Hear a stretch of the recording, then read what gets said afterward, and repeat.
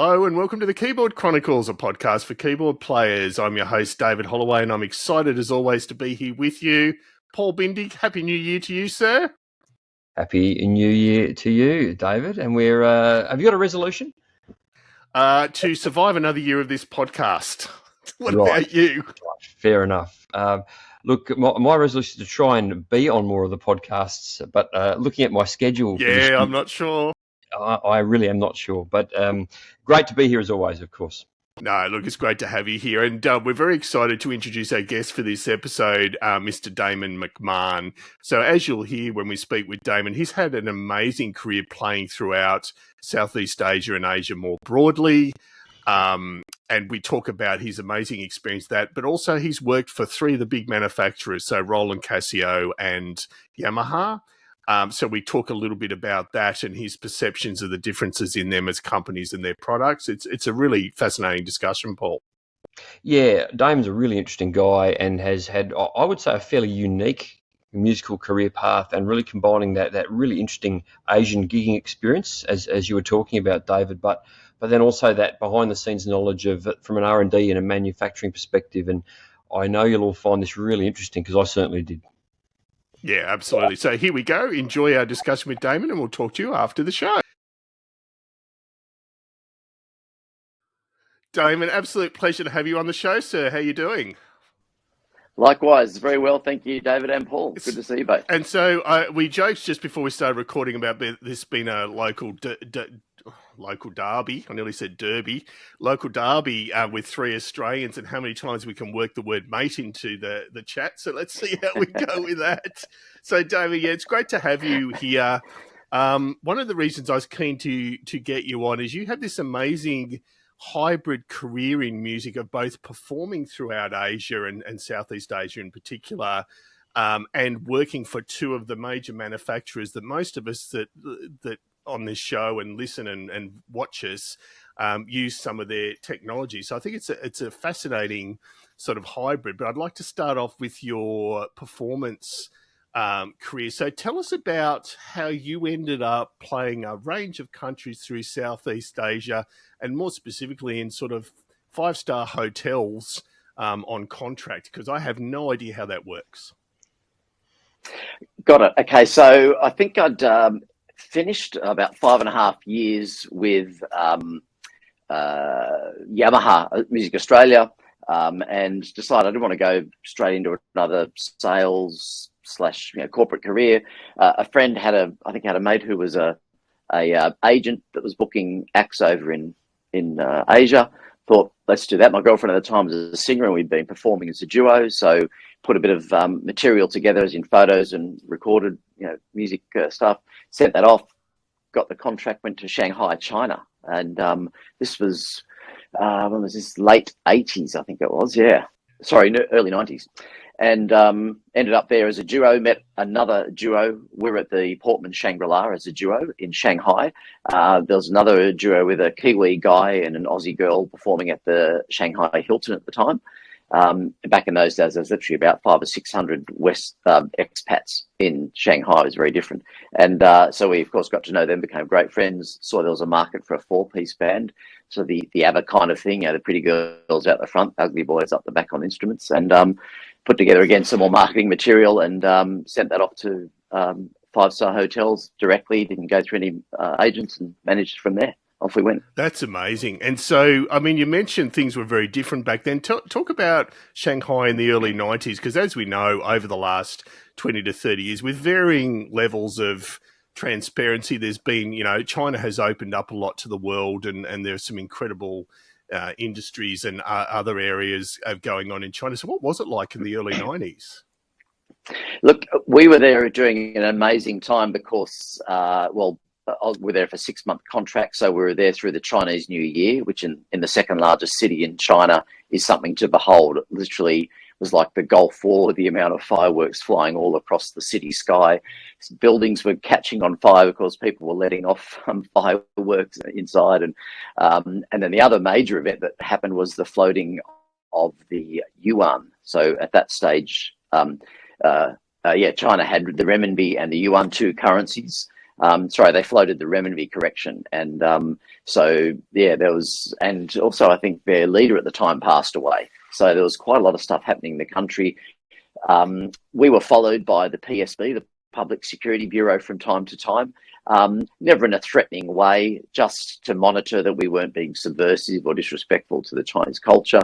And we had a mix of expats from all walk of life that would, attend our gigs, in the bars, and to locals as well that would come in, and got to know a lot of people, and started this amazing expat life that ended up lasting about 4.5 years. Yeah, exactly. And I mean, this was the first stop of many. So tell us about how you progressed from, I assume it was just a matter of you had the runs on the board as far as performing there, and then you progressed to other countries? Yeah, exactly. And look, I suppose once you've started in a market, and the entertainment market in Asia is certainly that, a market, and you're established, you immediately have some credibility if you're in a 5-star hotel.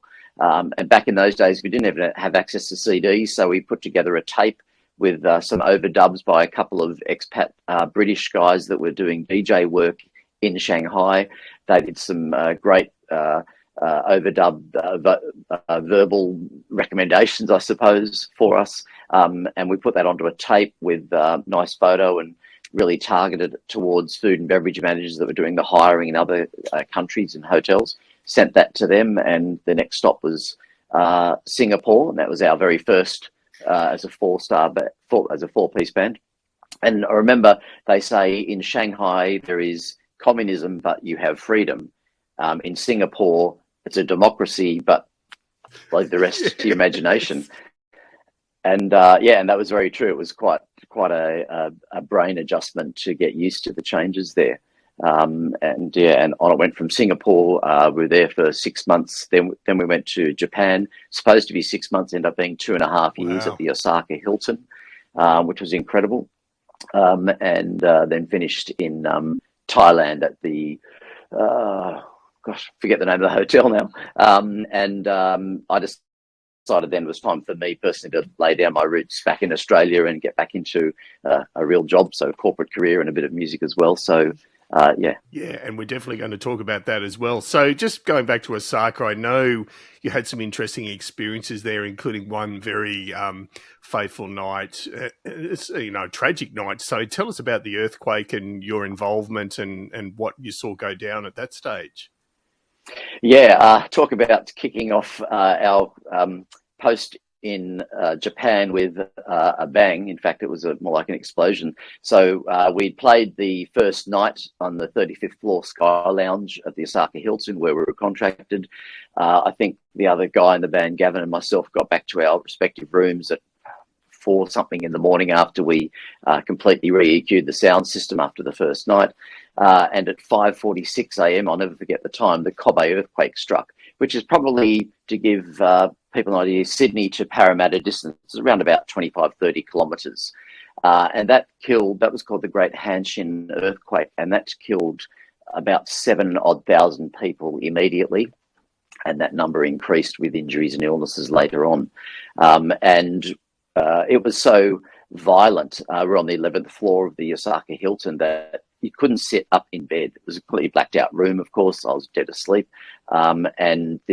I thought someone had broken into the room in my dead sleep and was attacking myself and my partner.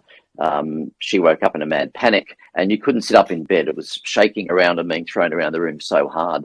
All the glasses were falling out of the minibar cabinet, smashing on the floor. Later on, after everything calmed down, some of the aftershocks had finished. Gavin and I went upstairs, 35 flights of stairs, looking out through the glass window of the fire escape stairs to flames and gosh knows what in the distance, and got up to find the 6'3" grand piano had been thrown off the stage and onto the dance floor. Wow. They weigh around about 500 or 600 kilograms. Our speakers that were on poles had gone over. My keyboard rack had gone over. Miraculously, we could have played that night if we'd needed to. I only had 2 or 3 broken keys, but there was no entertainment for a week out of respect for the deceased and the injured. And at that point, Roland Japan, through my contacts from my Australian background, stepped in, helped repair my gear, and that started off a great association with them in Japan and internationally, actually. So, Absolutely. yeah, very, very frightening experience. Absolutely. And so I'm really fascinated, Damon, just on your experience across those 4 countries. And I'm always a little bit bemused outside of our region. And I know there's even contention about whether Australia is part of Asia. And that's, there are debates around that. But I certainly believe we're a key part of the Asian, particularly the Southeast Asian region. But just what was your experience over those years? What did you learn as both a player and a human about playing across those 4 countries and the differences you experienced and, just the pure diversity of what you were doing? Yeah, look, I would say in particular Japan, as a generalization, their population has the most astounding, I would call it, developed and mature taste in music. They're huge fans of R&B and contemporary jazz and funk. They have an appreciation and respect that a lot of the broader populations of Western countries just don't seem to have.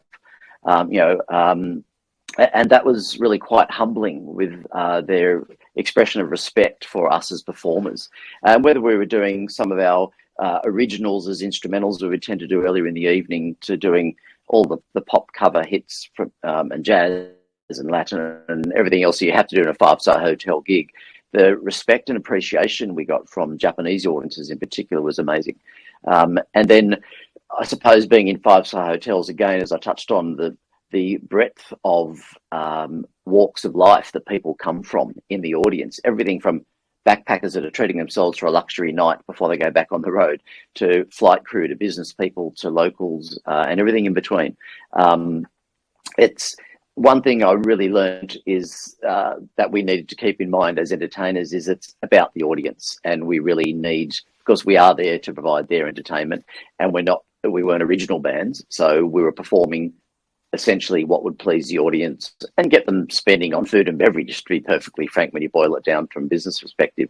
So being flexible, having an updated repertoire, and being able quite often to do requests on the spot, which include having vocals down for singers, not just, as musicians being able to play the chords and the grooves and all that kind of stuff. So I'm actually, as an extension of that, just fascinated with the idea that when you started out in Shanghai, you were doing a male and female duo, which became an ABBA project.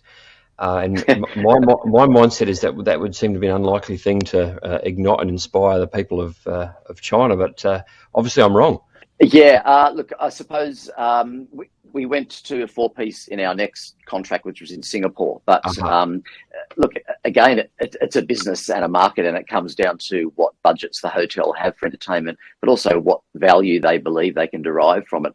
At the end of the day, entertainment is actually a function of revenue generation for hotels. So keeping that in mind, I guess having a business marketing background also really helped in focus and shape that to meet the market. Yeah, makes perfect sense.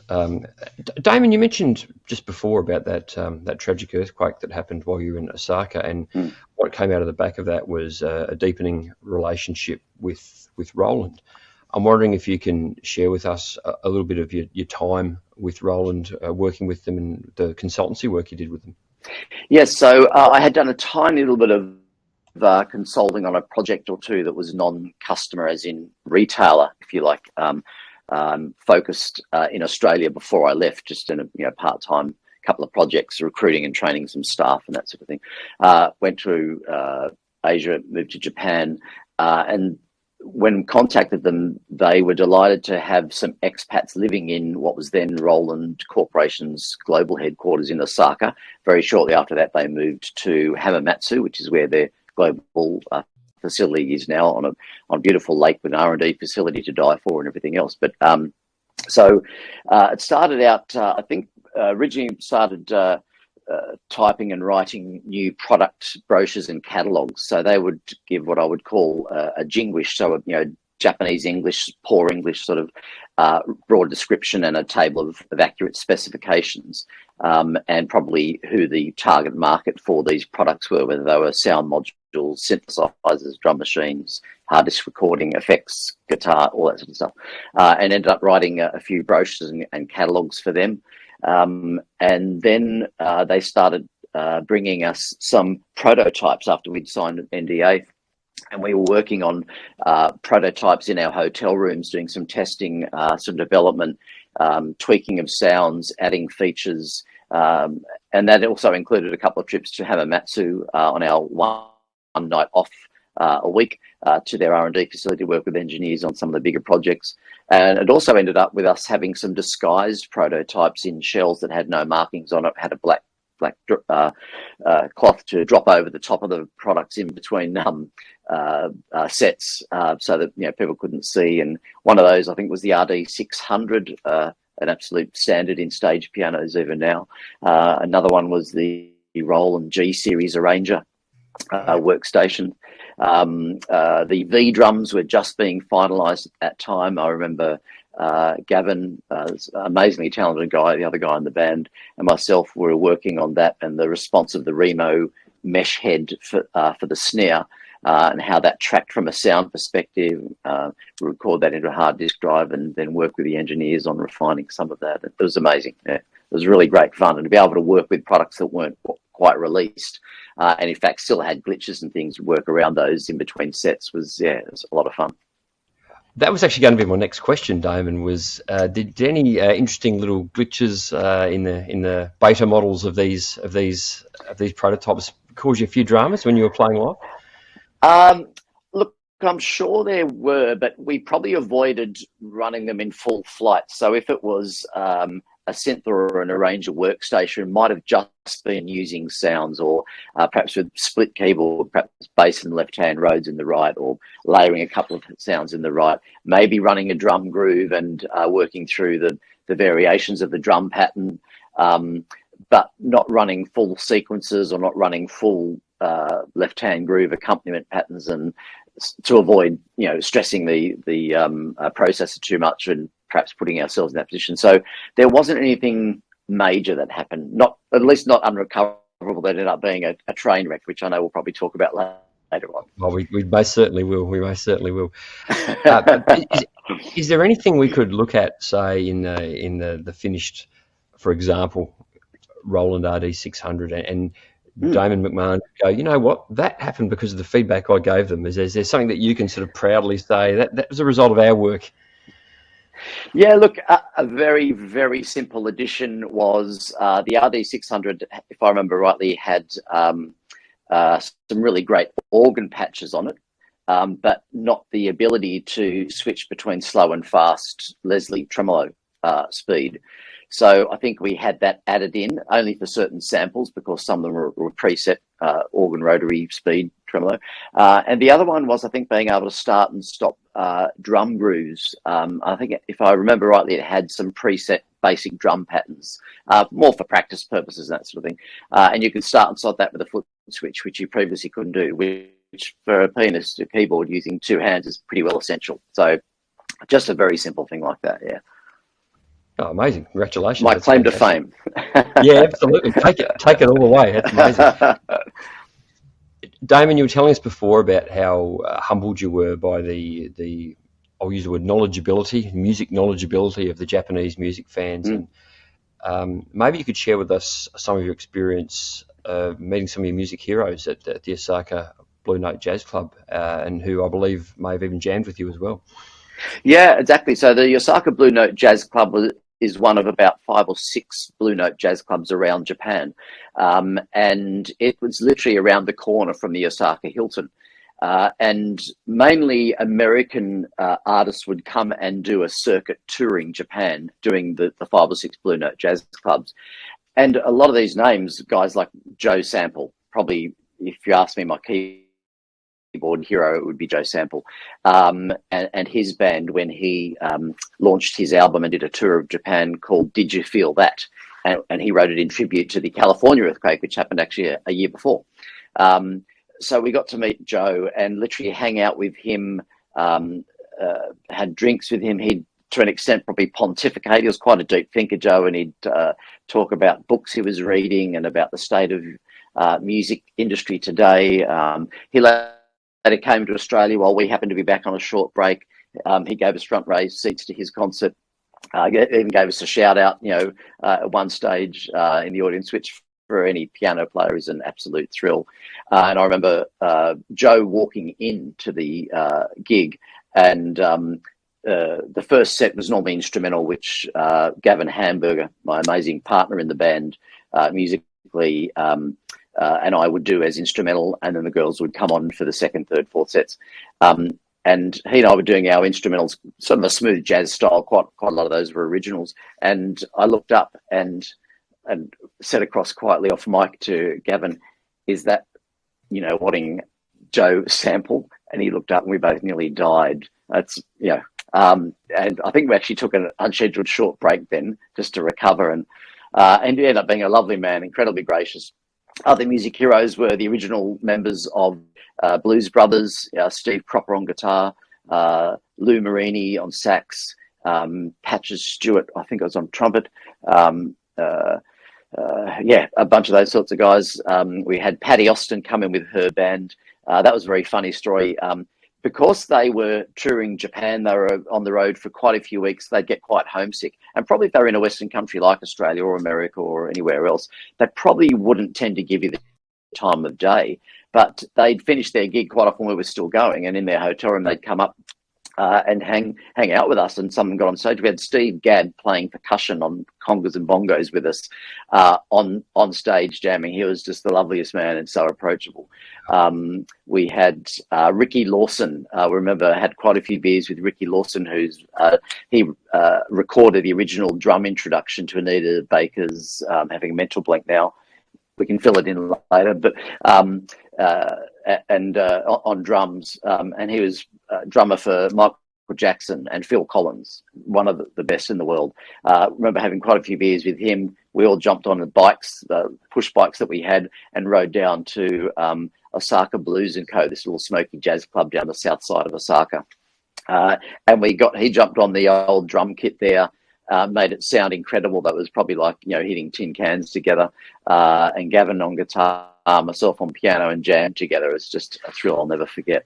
And just George Benson was there, gave us a bit of a wave from far away. We sat down and had a drink with Nathan East, one of the greatest session bass players in the world, and his lovely wife. They were newlyweds.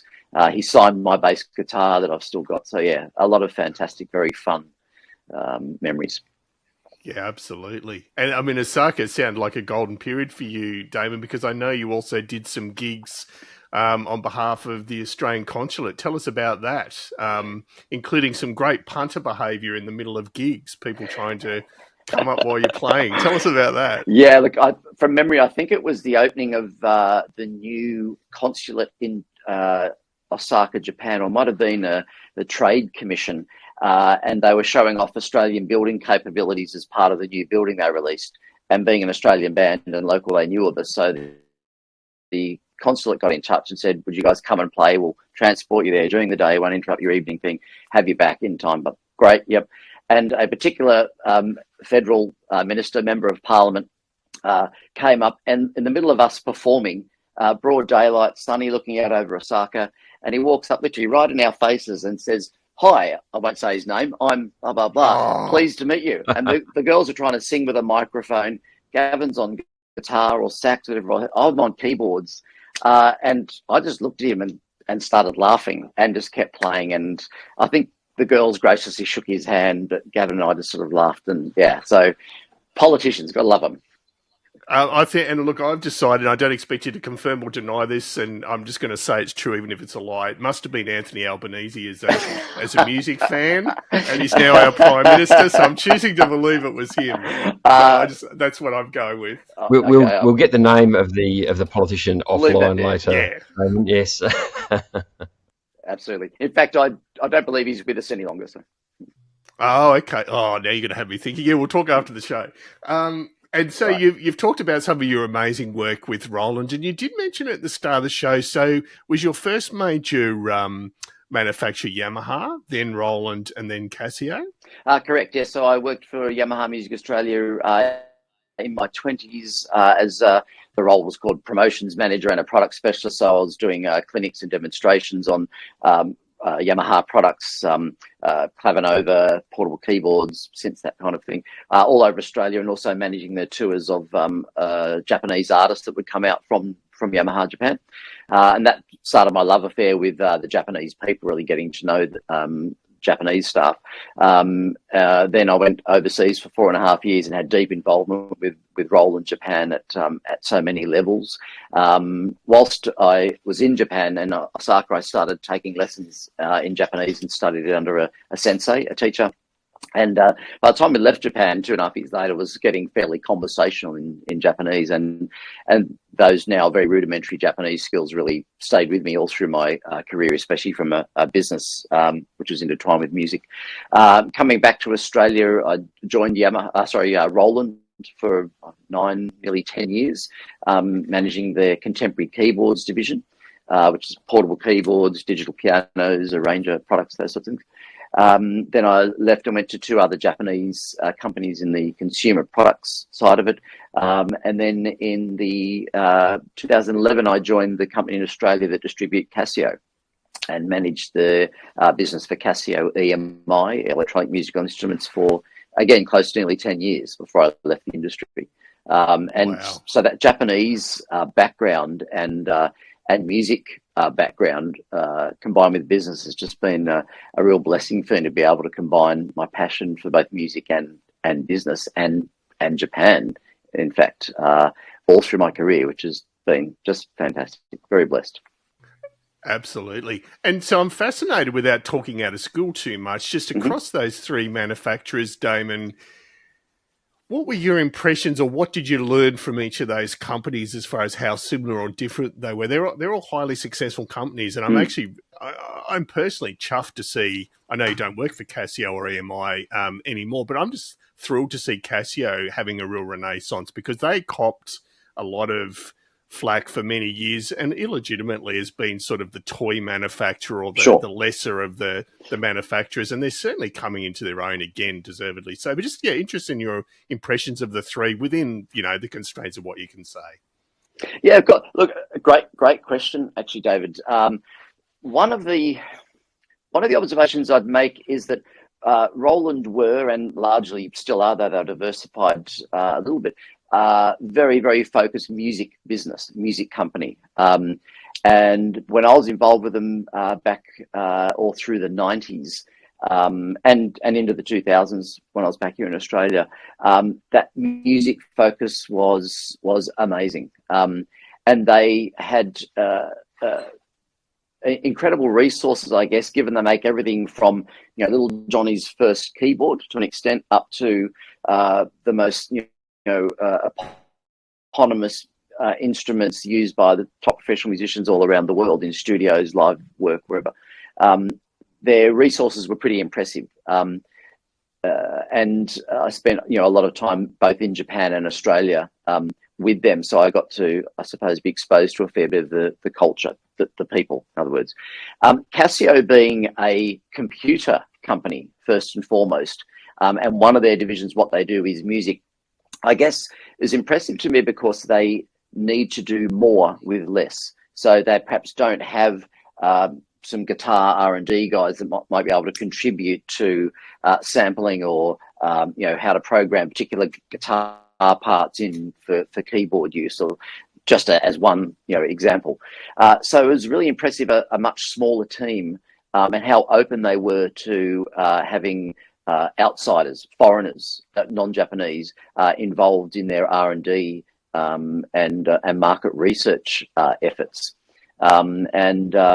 So, very different. It was a music division within a very large computer company with Casio, and therefore a very different culture, very different approach, and some restrictions as well as some strength that brought, as opposed to the likes of Yamaha and Roland that were very, very focused and large music giants. So, and I would comment that Casio, of course, just in our tiny country by global standards, Australia, sell tens of thousands of keyboards alone, let alone digital pianos, synths, that kind of gear, every year. So every second person you speak to has a Casio keyboard that was their first keyboard as a kid. Mine actually was a little Yamaha keyboard just by chance when I was a boy that my parents first bought for me. But everyone had one, and maybe still, covered in dust under the bed or sitting somewhere not used or being used in stages and studios around the world. So they do unfairly have perhaps a stamp of being a Wally box, as we would call them in Australia, or just a toy, a music toy. But yeah, they're an amazing brand, as are Roland and Yamaha, and with so much to offer. Yeah. You got me thinking about my very, very first toy keyboard as a boy, and it was a Yamaha PSS, one of the Porter sound system with miniature keys. So I was just having some fond memories of that, Damon. Absolutely, of course. Yeah, mine was a Yamaha PS20, with full size keys, 4 octaves, and nice. Used to put the rhythms on that through a little powered speaker, and then play acoustic piano to it. So, that was my first drumming experience. Oh, fantastic. I'm older than both of you. I had a Yamaha Electone organ that we bought off family friends. Oh, wow. It's all Yamaha. Yes. Oh, we started on Yamaha. Yeah, how cool. Damon, just reflecting on your extensive experience from the business side of things and the R&D side of things with those 3 music companies, and also your very extensive live performance experience, I'm really fascinated as to what have been, through your musical journey, your favourite keyboards to play from a live performance perspective, and why. And I think your insight will be valuable, given you have probably a more intimate knowledge of what goes on behind the scenes with the manufacture of some of these than most of us would. Yeah, sure. Look, my go-to for a 88-note weighted, piano, stage piano, and also a very effective controller is a model by Casio called the PX5S. It's actually probably off camera, but it's behind me, this white keyboard there. I don't know if you can see that, but it's a 88-note stage piano. It has an amazing action with, just personally, from my taste, the depth of the action is astounding, especially given this thing only weighs about 10 or 11 kilos. You can literally carry one in each arm without a problem, in a carry case. It's, things like 256 voice polyphony. It has a fully editable synth on board, foot controllers as well, which are completely assignable, and sound quality that you could definitely use in any recording. So it's so light and compact. It's supremely portable, I suppose. And so I really like that, and I like the action. I've recently just become a brand new Korg fan. This is a PA5X, which again is an arranger type keyboard. There's 76-note semi-weighted waterfall action, and below that is a probably its 20-year-old equivalent from Roland. Again, I can't see if you can see that on camera, but this is a Roland G70, which was the last of the arranger workstations they made. Had a lot of the XV series and Phantom sounds on board. Still holds up today. Again, it's 76-note semi-weighted waterfall action. They're both very different. I was astounded at just how far the sound quality and the mastering and EQ has come in the Korg that I've just bought a few months ago from the Roland. But having owned a keyboard for 20 years, you know it inside out, right? So I can just my workflow is just so fast on this. And even if I'm just MIDIing out to the newer instrument, sometimes I'll just stick with that. So yeah, no, great. And so let's talk arrangers for a minute, because as you know, amongst the professional community, sometimes, not all the time, but there can be a little bit of snobbery towards arranger keyboards. And I know just with the recent release of the Genos 2 Yamaha, I've watched videos on that, and it's like, I would kill for one of those keyboards, aside from the fact it's over 7,000 Australian dollars, which I obviously can't afford. But just, I'm assuming your current musical work, Damon, is still a lot of duo or trio work, which to me, these keyboards would seem to be perfect. Yeah, they are. And look, there's not always a budget for a drummer and a bassist and a whole rhythm section in a band, right? Or there might not be the space, or perhaps it's but for whatever reason, all sorts of reasons that you can't have a whole band. We'd all, of course, love to play with live musicians all of the time. But I guess it's something that I've developed since as a boy. I've always been fascinated with left-hand bass, which started with boogie piano, walking bass lines and things like that. And that developed into left-hand bass kind of work, and as a trio, perhaps where there's not a drummer, it's just singer and a guitarist and keyboards or something like that. The bass and the drums and a lot of that rhythm section kind of stuff, even how you play road sounds and things, as part of the rhythm section, falls to the keyboardist. And so with a range of keyboard patterns now, even from 20 years ago to the very latest, the rhythm programming and the controllability, the flexibility that gives you to control drum patterns and grooves live. For a lot of cases, I'd like to do a blindfold test for even trained musicians and see whether they can tell whether parts of things are a live drummer or a recorded drum track being played along to, or on a Ranger keyboard. They are that good. And of course, you can edit them, and which I do a lot of my work on, and to tune it exactly how you want it, whether it be editing the snare sound or where it falls within a groove, all that kind of deal. But a range of patterns. They also, aside from a professional side of it, which there is a fair bit of snobbery, as you nicely put it, I think, for them. They're editable synths as well, and they just give you so much flexibility, especially for live work where there's not always a budget or the practicality for a live band. So, yeah. Absolutely. Yeah, and that's what's really taken me aback in recent years, and I'm sure it's been the case for a long while, just the quality of the preset synth and piano and organ sounds that would, they hold up against all the major standalone synths and organs. So I think it's great. They do, and those major brands also, they've converged. They used to have a separate team and separate sound engines for the home type keyboards, including a range of keyboards, and then they had the pro section.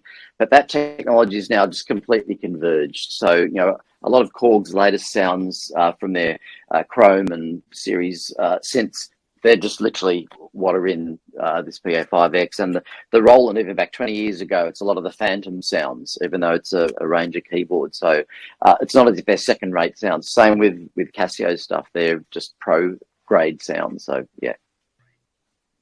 That's right.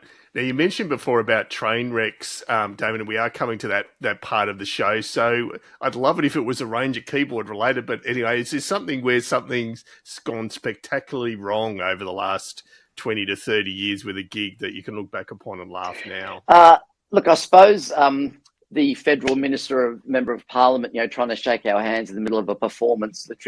Anthony Albanese. Actually, let's clear. It was not our current Prime Minister, no. No, I know. But so that was quite a funny one. It didn't train wreck the performance, but the girls got the giggles, of course, and we all did. But probably nothing to do with the Ranger keyboards. It was at the Basement in Sydney, actually. It was a fairly high-profile gig, which I think we did over 2 nights.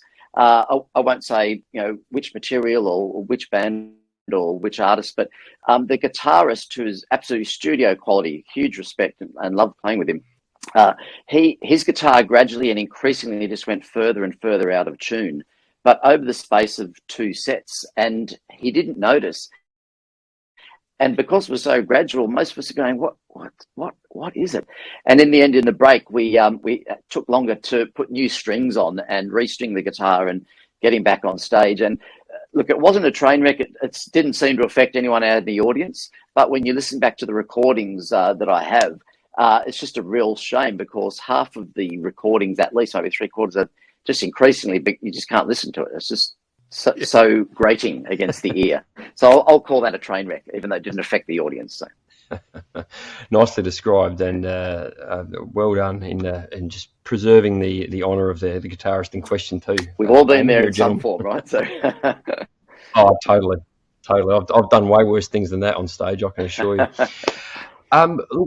We always ask our guests, Damon, if they would love to suggest a keyboard player that they could tag, in the sense that we might approach them to interview them, someone that you might admire and you would love to learn more about to be interviewed on the podcast. Have you got any suggestions for us? And Damon, just to add to that, I'd like to call out a huge thanks to Damon. Damon's actually already, I forgot to mention this to you, Paul, tagged someone, put me in touch with them, and I won't give away the name at this stage. So, but Damon, on top of that person, do it again. You could think of anyone else. Look, there is. He is one of the founding members of Earth, Wind and Fire. He's he's the keyboard player and composed 2 or 3 of their biggest hits. He's still performing, based in LA, West Coast of America. I've actually already reached out to him, a little message, and waiting to hear back from him to see whether he'd be interested to come on board.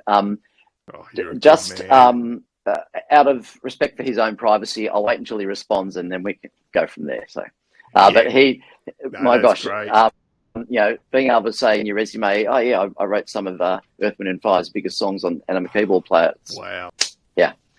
Enough said, right? Absolutely. So, and I'd also like to publicly thank you for the other one that you've put us in touch with as well, because as you'll hear, listeners and viewers, once we do this interview, this other person has had a stunning career. Amazing. As well. Grammy Awards. So and is a true gentleman as well. It's just amazing. Yeah. So, and our other standard question, Damon, is the dreaded Desert Island Discs questions. 5 albums, if you had to choose them, what would they be? Sure. Not necessarily in this order, but one that has had a huge effect on me musically, and starting in Australia, is actually what I'm sure you guys wouldn't have heard it, and it's called Here Come Da, as in D-A, Boogeyman. And it's by an Australian pianist who's no longer with us, unfortunately, called Herbie Marks. And I think he played accordion as well as harmonium, but he was an incredible boogie pianist. And growing up in my teens, I would beg mum and dad to take me to RSL clubs and things where he was playing around Sydney. Back in those days, you couldn't take kids there for that sort of thing. So they bought me a record of his instead. If I thought I would have held the album up, but because it's no longer in print, of course. But I recently, just a year ago, purely by chance, was sitting with some friends and spoke, and they said, "Oh, what's your background? Where do you come from?" And I said, "Well, I learned all about boogie piano from this Australian called Herbie Marks." And they said, "We're friends with his son. He lives in Katoomba." So I'll give a shout out to Len Marks, who sent me a beautiful photo of his dad Herbie in the studio back in the 70s, I think it was. That's amazing. And I learned so much piano from that. So Here Come to Boogeyman by Herbie Marks, hugely, arguably the most influential on me musically. Another one would be Al Jarreau. So Jarreau, self-titled album, which was released, I think, in 83. Guys like, Steve Gadd and Jeff Porcaro on various drum tracks. David Foster did a lot of the keyboard stuff, including that amazing solo in Mornin' on the song Mornin' on, I think it sounds like a Moog or something. Solo is incredible. Jay Graydon on guitar, Jerry Hay and his brass section did a lot of the arrangements of the brass. It was just amazing. Another one, actually back to more boogie and blues piano, is a guy called Johnny Johnson, now also deceased. I was lucky enough to see him at the Roselle Hotel in Sydney back in the 90s, I think it was. And he's got a particular album called Johnny B. Bad. And that harks back with lots of the boogie piano licks to some of the original piano tracks that he recorded for Chuck Berry. So again, those just absolutely eponymous boogie blues piano licks. So that whole album is amazing, and he sings in a lot of the tracks on that. So I wish he was still alive. It would be amazing.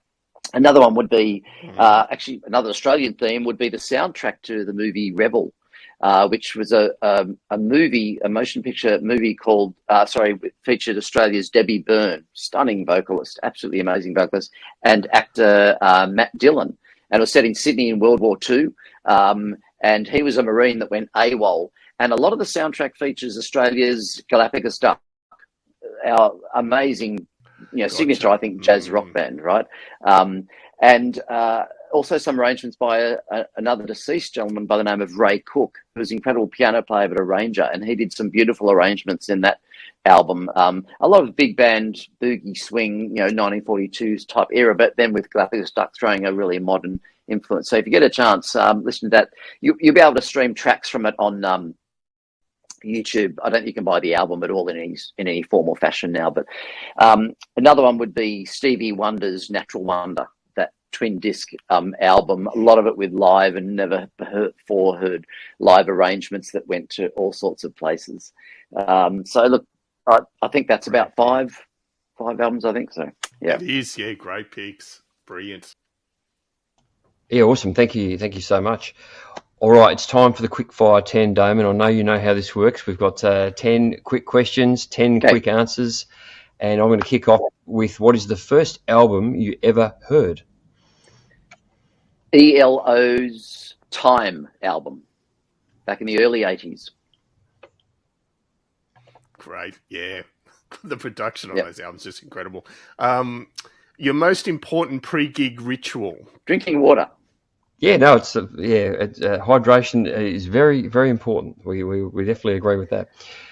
If you hadn't been a musician, Damon, what other career choice do you think you would have Fighter made? pilot. Wow, cool. That is cool. The boy in me goes, cool. Mine still does. Yes. Now, given that your love of a range of keyboards, but also your broad career, I'm not sure what your answer will be on this. Transpose button or adjust on the fly? Prefer adjust on the fly, but to avoid a train wreck, I'll hit transpose button every time. Cool. I'm really interested in the answer to this question. What's the favourite city you've ever played? I would say probably Singapore. Might have been to do with the venue that we're in, which was a stunning raised stage with booths all around, but a big dance floor. Is in a 5-star hotel called the Pan Pacific Hotel.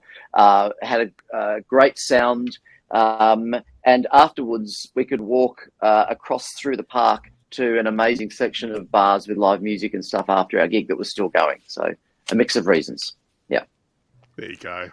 Great pick. And favourite gig you've ever done, if you haven't already mentioned it, Damon, so that aside from the one where Anthony Albanese came up, who else? It would have been at the NAMM show when Roland flew our band, 4-piece band Sexuality, from Japan to the United States to perform at the NAMM show and at a bunch of dealer, retailer functions and things afterwards. So, yeah, that would be, And let's briefly talk about that, Damon, and apologies, I missed that point. I did have that to discuss with you. So tell us about, was that your first experience at NAMM? Yes, it was, actually. I hadn't been there before with previous, with Yamaha Music Australia, for example. So, yeah, that was the first experience at NAMM show. I since visited many times with Roland and Casio, of course. But, performing there as a musician and then at functions and things at the President Nixon Library and things afterwards was just an absolute thrill. And that was because in America, the Arranger workstation keyboards were never really adopted to the extent that they were in Europe and even in Australia. So they wanted to promote the concept of Arranger keyboards as the engine of a band, if you like. Through our work there and with the president of Roland America at the time, a lovely man called Dennis Houlihan, who was very much a mentor to me. We negotiated an arrangement to go over and perform there, and it was incredible, and a great team that looked after us, and some very funny stories, one of which I won't put to air here, but perhaps we can cover off on that later. Excellent. Look, it's around. By the time this goes there, NAMM will have finished, but it's certainly that NAMM sort time of year, that's for sure. Yeah, what a way to have your first experience of NAMM. That's absolutely amazing. Can you name an artist for us, Damon, that you have not worked with but you would love to work with? Wow. David Foster comes to mind. An amazing keyboardist, but what a brilliant arranger and composer as well. That would be amazing. He's definitely a musical hero of mine. And to be able to work with him, even just to have 5 minutes, would be incredible. And incredibly easy to get on with, apparently. Yes, absolutely. Favourite music documentary or movie, Damon? The Fabulous Baker Boys, which featured Michelle Pfeiffer as a piano bar singer and Jeff and Bo Bridges as a dueling piano, brothers. And if there's musicians listening that haven't watched this, do it, because I'm sure it'll strike chords, pardon the pun, for everyone that sees it. Yeah. Yeah, I can only endorse that statement, Damon. What a fabulous movie that is. Name one thing you would like to see invented that would make your life as a keyboard player easier. More backpack style keyboard cases. There's a couple of them on the market. And obviously there's going to be weight restrictions, but it's just so much better for your back instead of lugging stuff like this. And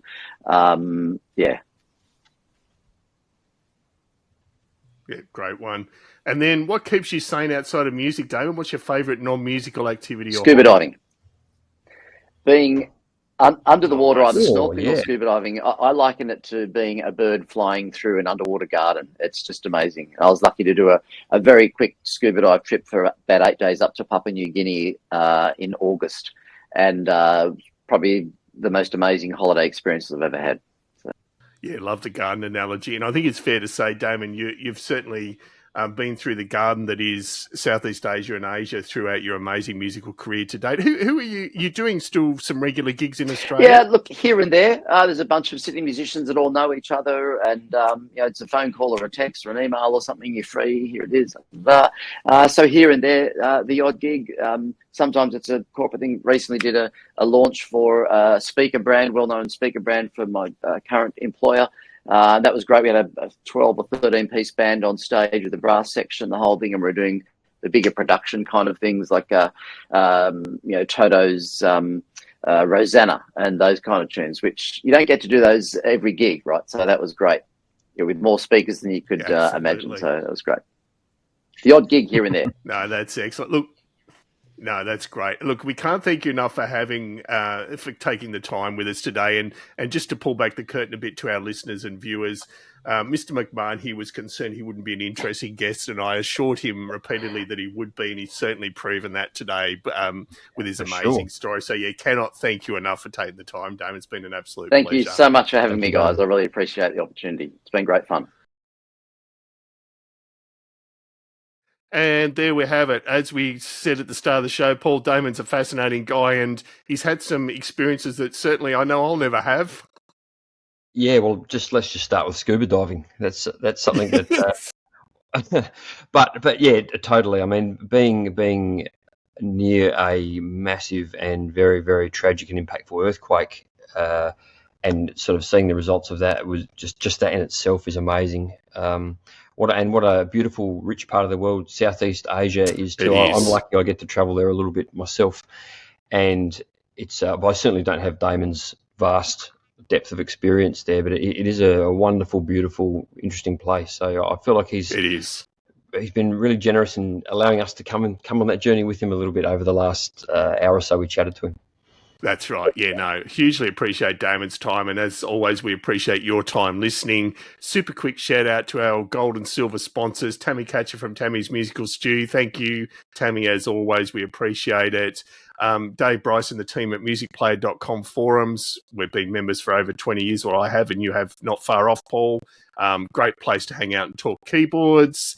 And also Mike from midnightmastering.com. Superb mixing and mastering services from a guy that's been doing it for many, many years and does it extremely well. And last but definitely not least, Brother Paul Brown from the Waterboys, and also from an outfit called the Brothers Brown. Literally at time of recording, the Brothers Brown released their latest album, and I had a listen to it last night. Really, really great. Highly recommended. So Brothers Brown, I apologise, I've forgotten the name of the album, but if you look for Brothers Brown on all the major streaming services, it is there, and I highly recommend a listen. That'll do us for this episode. We'll be back again in a week or so, and in the meantime, keep on playing.